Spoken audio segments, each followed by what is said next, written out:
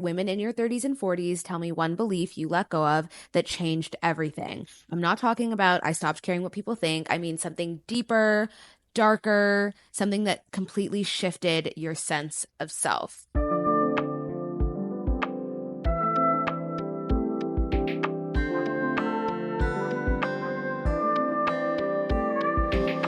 Hi guys, happy Thursday and welcome back to the Sage Sorority. This is your host Chantel Russo and I hope everyone's having an amazing week. So I just had my Spanish latte and I feel very energetic for today's podcast. We are unlearning some of the lies what women in their 30s and 40s know now. So this was actually inspired by a trend on TikTok. I don't know how many of you guys are on TikTok and are, constantly on the internet in that way. There's been a trend with this really deep, dark music, and it's kind of tell me something, share some advice, share a piece of wisdom. And then it's I'm not talking about XYZ. So no fluff, no BS, no basic stuff. I want the real deal. So I contributed to the trend and I said, women in your 30s and 40s, tell me one belief you let go of that changed everything. I'm not talking about I stopped caring what people think. I mean something deeper, darker, something that completely shifted your sense of self. And I got a few really good ones and I kind of broke them down into different segments. So we've got reclaiming the self, redefining power and boundaries, and then spiritual and energetic realization. So I'm going to share them with you guys, especially for those of you who are not on TikTok, but you really need to. And you can start by following me at Chantel Russo and also follow the pod at the Sage Sorority. We are on Instagram, TikTok, and YouTube, and I am as well. So give us a follow. Before we get into today's episode, guys, don't forget to subscribe. If you're subscribed on Apple Podcasts, please then subscribe on Spotify. If you're subscribed on Spotify, please then subscribe on Apple. If you're subscribed on both and you've got Amazon, please subscribe on Amazon. I believe Amazon Prime members automatically have some sort of thing with Amazon podcasts and stuff like that. So subscribe everywhere where you can get podcasts and share an episode with a friend. There's definitely something in my last 10 episodes, this being episode 11, that they can definitely enjoy. So be sure to share the pod with a friend. The easiest way to grow the show is to spread it to like-minded people. Okay, let's get into today's episode. Okay, so segment 1, reclaiming the self. So these were the comments that really didn't need to be too loud. And what they were saying was incredibly honest and definitely stopped my scroll. And I think it would be very helpful for those at the beginning of their journey. So I'm going to reference the TikTok handle just in case you're listening. Thank you so much for your advice. So this is at GNV. And they said, stopped being the background character in my own life. So right off the top, this is something that I can agree with. This is something that I overcame. In my late teens, early 20s, I was definitely the background character of my own life, very okay and comfortable with not being seen, kind of being almost being the mastermind of things, but not getting the credit and not being too out there. And I will say, in all honesty, I was best friends with someone and then she basically ended the friendship, and that was the catalyst for me to basically stop playing second fiddle in my own life. So sometimes you're able to learn it in a very holistic, pure way, and sometimes the best glow up comes from heartbreak, and that was my experience. Next up is at MBM Consulting Boutique, and they said, I intentionally choose myself. Choosing yourself isn't always poetic. Sometimes it's walking away quietly, declining invitations, resting when there's work to be done, putting yourself first in a way that isn't putting someone else down. I feel like that's really important to emphasize, because when people hear putting yourself first, they often assume that, well, if I put myself first, I have to then put others last. And I really believe there's space for both. Yes, does that mean that disappointing others? Sometimes yes. One thing I often say to myself and to my friends is that it is okay for people to be upset. It is okay for people to be disappointed and or frustrated with your decisions, provided that you are making the best decision and the right decision for yourself. Again, you're not intentionally seeking out to make others feel that way, but also it is their prerogative and their life and their emotional space to feel that way if it's a result of your actions. Like, you will upset people, people will upset you, and everyone will be okay. And then the last one for this segment, this was by @ZaraFrancis. I learned to decenter men, life-changing. So this could be an entire podcast, and I know that especially on socials, for those of you that don't know, especially if you're not chronically online, decentering men is a huge social wave that I would say is global at this point. And some might hear that and roll their eyes. Some might hear that and be very confused.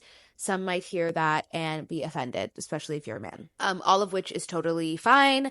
But I think decentering men is a social ideology that is way overdue, honestly. And without getting too deep into it, because I often say, like, I could do a whole podcast on this, but when it comes to decentering men, like, it's very loaded. There are different sub ideologies within that main framework, but the gist of it, in my opinion, to kind of put you up to speed, is women, especially heterosexual women, are very often told and coerced and kind of nudged and judged into prioritizing a man in their life. Everything that we do as straight women is through the gaze of what men want, what men appreciate, and what men value. That is how we are taught, both intentionally and unintentionally, consciously and subconsciously, at home, in our cultures, amongst our friend groups, and in society, right? As a young girl, I remember being like 6, 7, 8, sitting down with my friends at recess, and it would be like, what are our crushes? You would play like MASH, which I'm sure if you're a millennial, you know exactly what that game is. And a part of that is like where you're going to live, who you're going to marry, like how many kids you're going to have.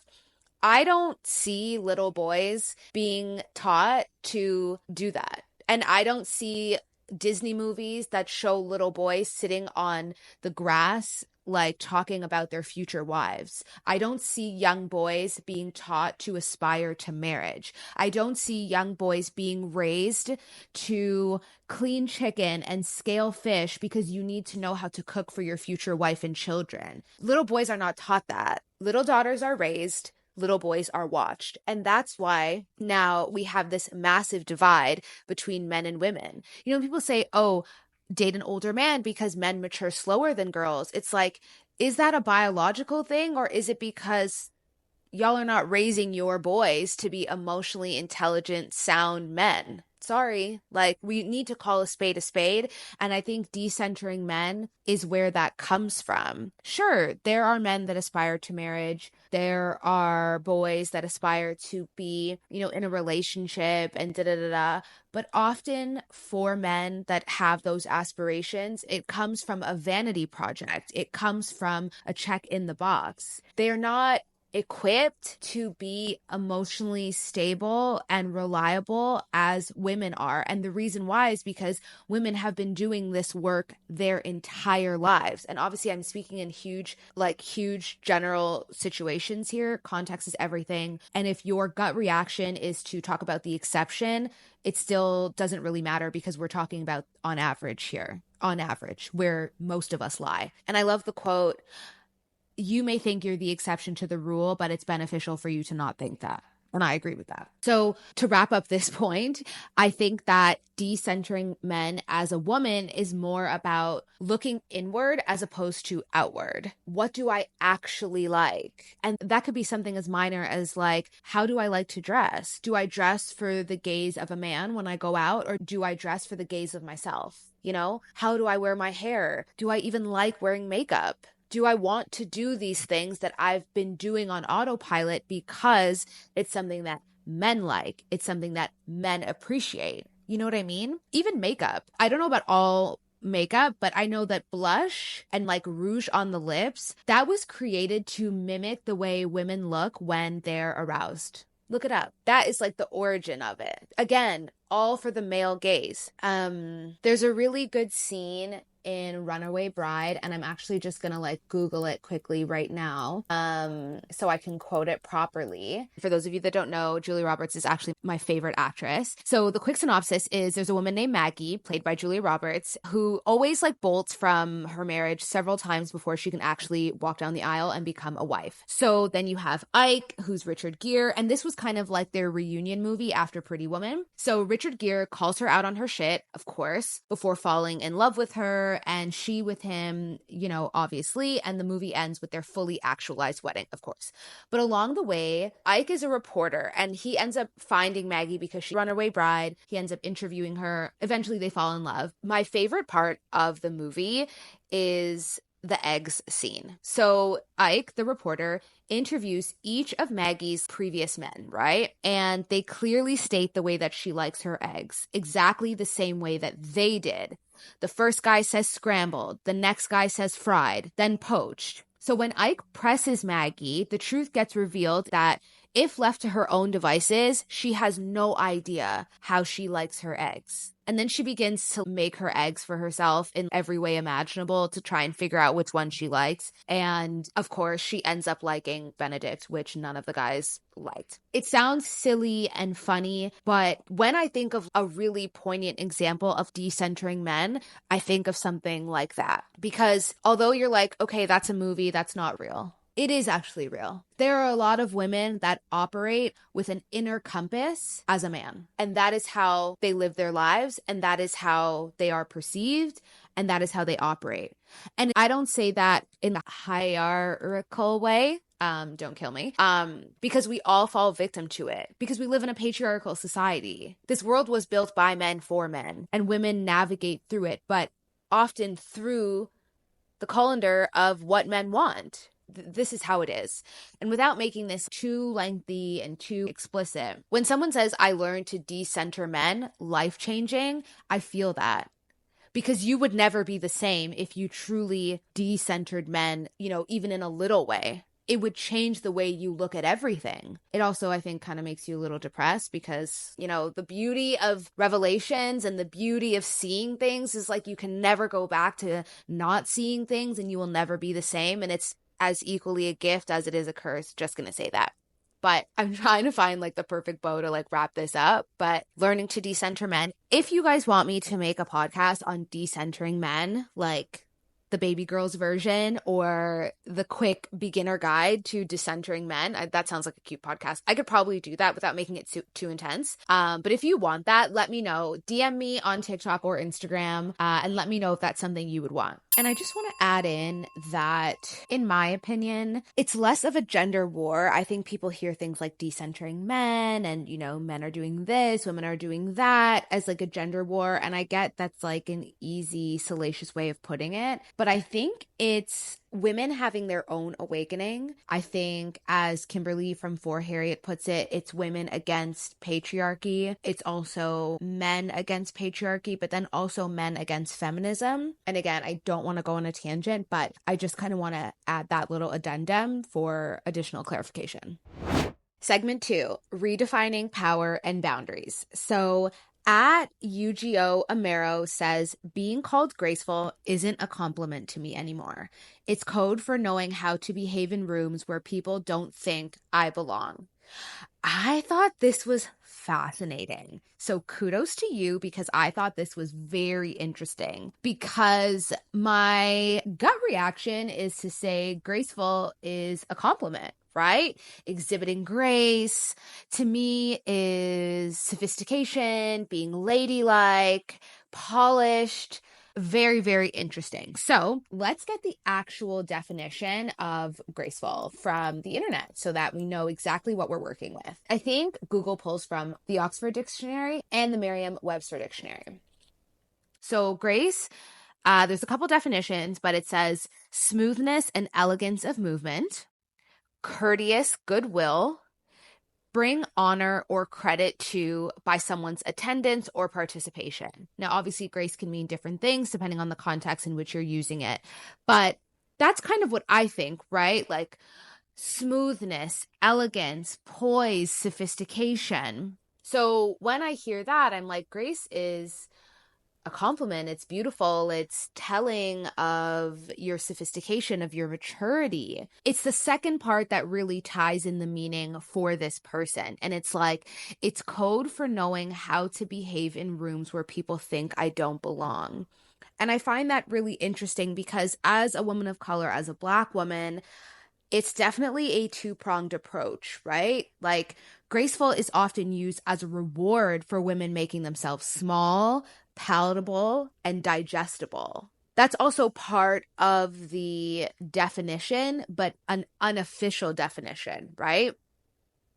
Performing calm under pressure. But when grace is expected because people are uncomfortable with your presence, that's not grace. That's survival. That's being palatable. That's being digestible.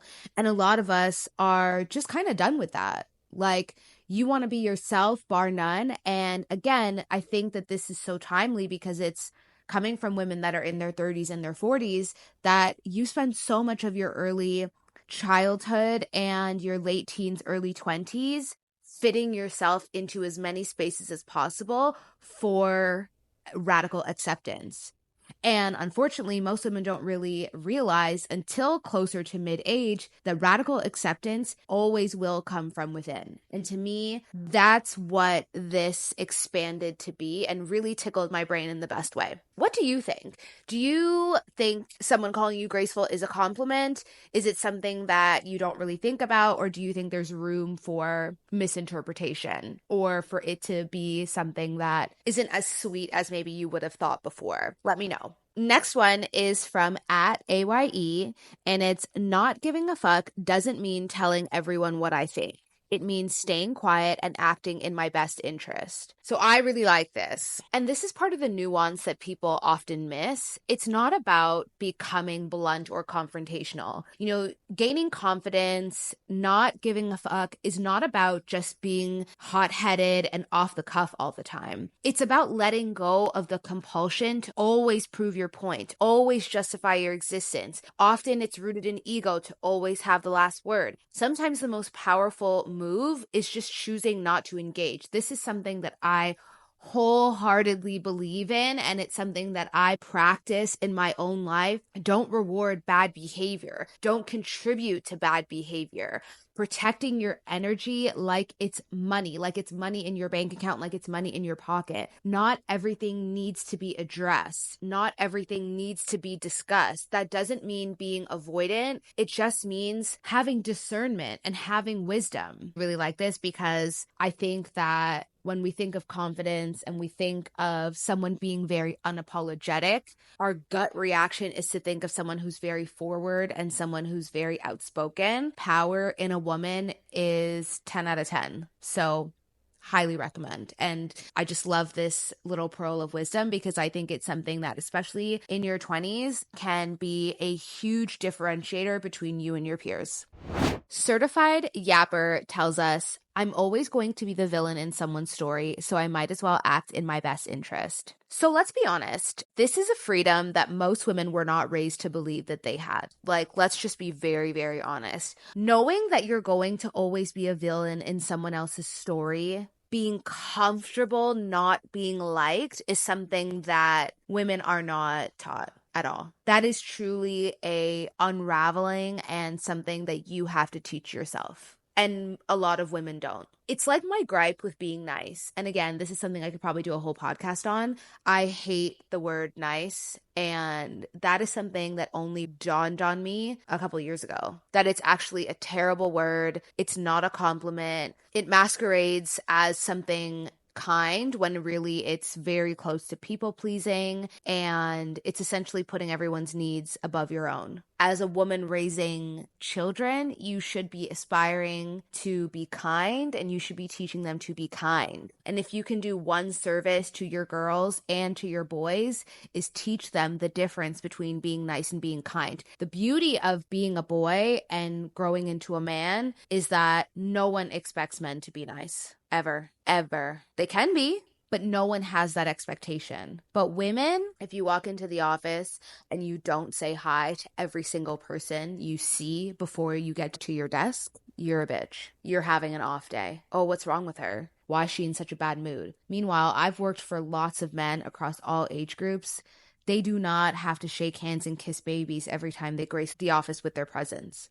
It's not expected of them. They can come in, do their job, and go home. They can come in, be a leader, and go home. But a girl, you go to work one day and you're not even wearing makeup, and it's a point of discussion. Anyways, don't want to go on a tangent, but the point is that, again, if you're acting in your best interest, one can say your highest self, which I think is really important to always check yourself, because is this ego or is this really your highest self? Honoring yourself without dishonoring others. I think that's ultimately the sweet spot, and that should always be your North Star. So I really liked that. This whole segment is really about moving from external validation to internal alignment. Look inward, not outward. Very, very important. How does this feel?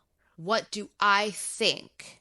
Are two very, very basic questions that you can apply to almost anything in your life to guide you on that internal alignment if you ever feel out of skew.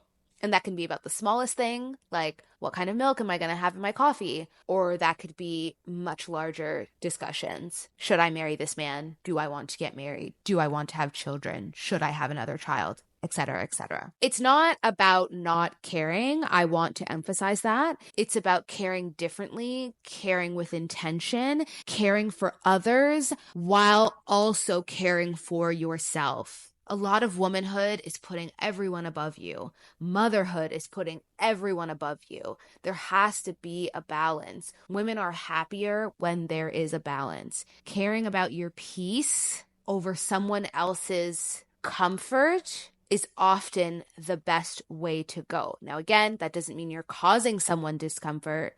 I'll leave it there. Segment number 3, this is spiritual and energetic realizations.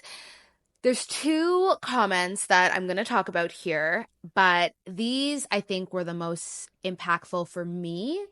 And they are things that I learned myself. And it's a lot more on the woo scale of things. So if that's not your jam, totally understand. Listen with an open mind, an open heart, and open ears. So Rachel Beland says, and obviously I paraphrase these just so we can kind of get to like the crux of what everyone's saying. Started connecting to the energy of money and trusted the universe that no matter what, everything is working out in my favor. This can sound a little bit weird and a little bit naive until you actually live by it. When you're raised around financial anxiety or hustle culture, it's radical to believe that you do not have to suffer to receive, because that is what you see, that is what you know. Trusting in the energy of money, trusting that the universe, that God, that your higher self, no matter what, is working out in your favor doesn't mean inaction. It means that you're moving from a place of worthiness. You're moving from a place of abundance. You believe in faith. You believe in something. You believe in yourself. You believe in these positive things instead of believing in fear, instead of believing in scarcity,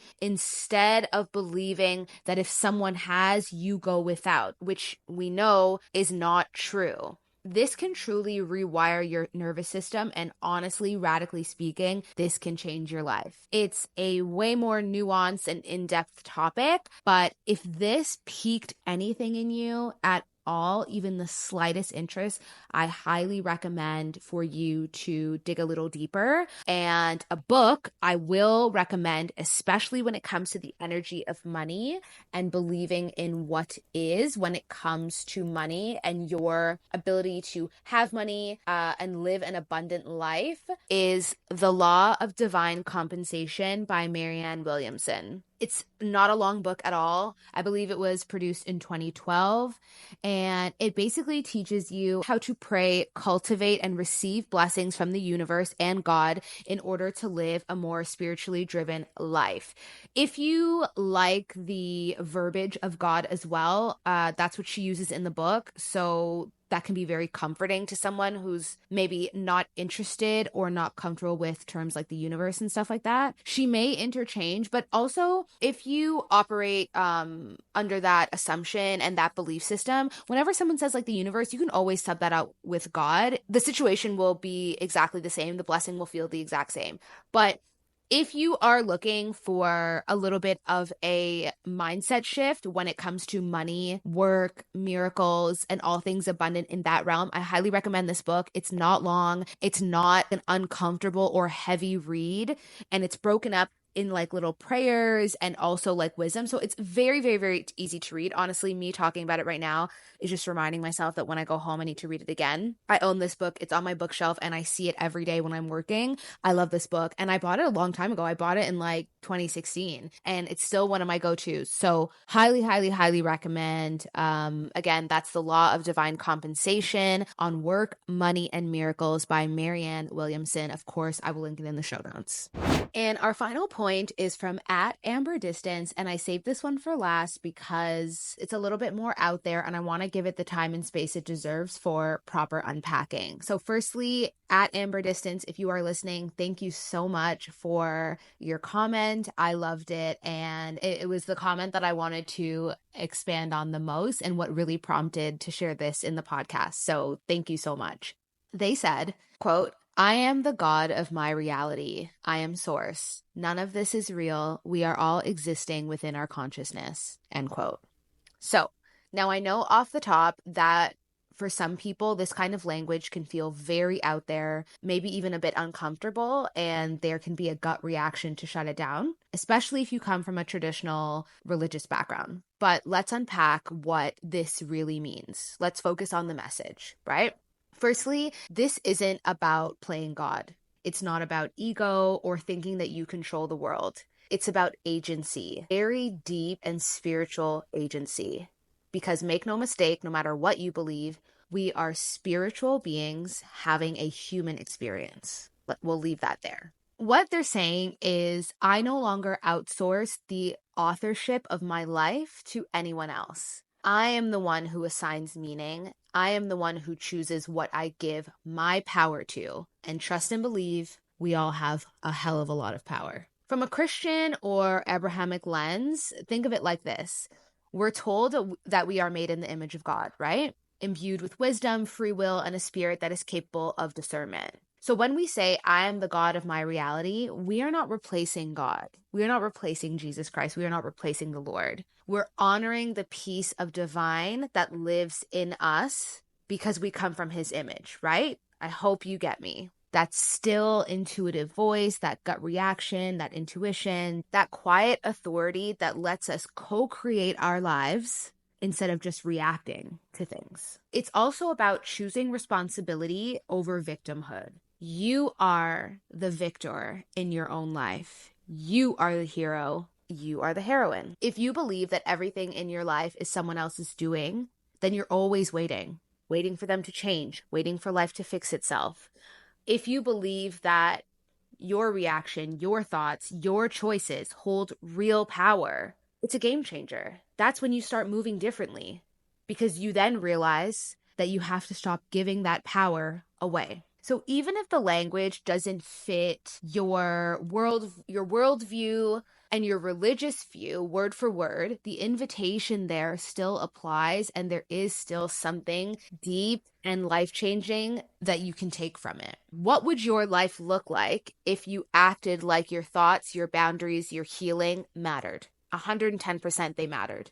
What would shift if you stopped waiting for permission to do things? What would shift if you stopped waiting for permission to feel free? What would shift if you stopped thinking about what other people think on the decisions that you do and the choices that you make? A really good quote that I heard not too long ago that I shared with a friend just yesterday was, "It's your job to create the art. It's not your job to critique it." That kind of ties into what I'm saying here. This belief doesn't remove any of your faiths at all. It merely partners with it, I would say. It expands your belief, doesn't retract from. I hope that's the right word. It says, if I believe I was made with purpose, which I know in Abrahamic faiths, you are made with purpose.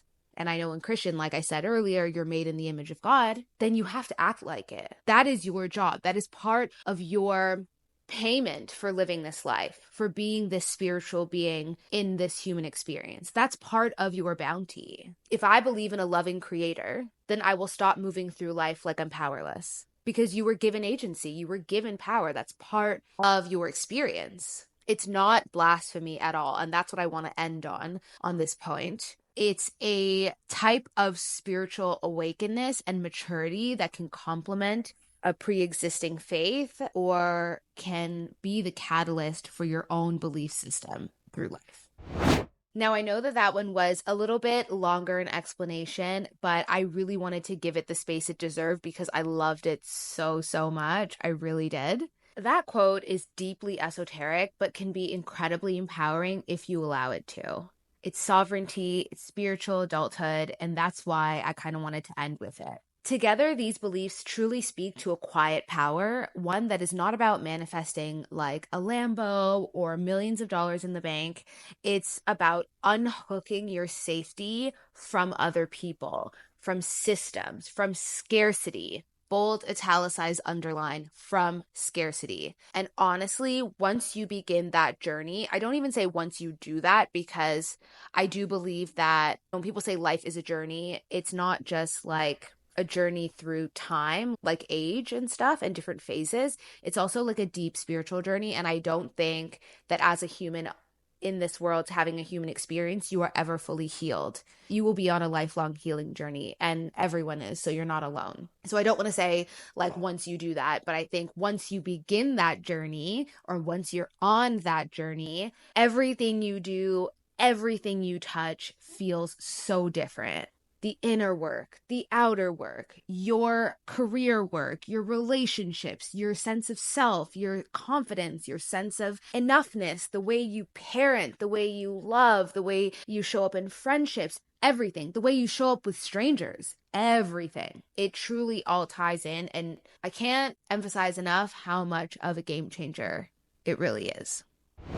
If there's one thing that this TikTok showed me, is that real growth isn't always loud and it's not always linear. Sometimes it looks like choosing rest, sometimes it looks like silence, and sometimes it feels like not only telling the truth to others, but telling the truth to yourself. So much of being a woman in this day and age is about like an unraveling and a true tough like unbecoming. It's unbecoming and reclaiming autonomy in your own life, because we're so engineered and pushed and encouraged by others and ourselves to be at the bottom of our own list, you know? From the deep personal shifts to the energetic ones, all the way to the hard truths that we've had to swallow about conditioning and gender and society, telling us what a good woman looks like. And that is the gift and the curse, but definitely the gift of being in your 30s and 40s, because you're not really becoming someone new. You're finally like shedding these skins to become like your greatest self. It is truly like caterpillar to butterfly moment. I stand on that. So I want to leave you with some final thoughts and things to think about, maybe things to journal about over the next week. What beliefs are you still holding on to that no longer serve you? Or what beliefs maybe require a little bit more of a deep dive for you to think about to see if you are going to carry them forward? Or what story are you ready to retire? Not with shame, but with love, generosity, compassion. What is a story that you are really willing to let go? Obviously, this is something for you to think about. If the comments resonate with you, or if it's something that you want to share, find the post on TikTok, add to it. I would love that. Send this episode to a friend who you think could probably enjoy what we talked about. We talked about quite a bit of things in a short amount of time, so I know a friend out there that would enjoy this subject matter. Hopefully this episode comes at a good time for you. I know that, you know that quote about the tree, it's the best time to build a tree was yesterday, the second best time is today. It's like the best time to become your truest self was yesterday, the second best time is today, okay? So for the woman in your life that you are today and the woman in your life that you will be tomorrow, I see you, I honor you, I am you, and I'm with you. Anyways, guys, that's enough for me. I'm saying goodbye from sunny Dubai. Have an amazing week, have an amazing weekend, and I'll talk to you soon. Bye.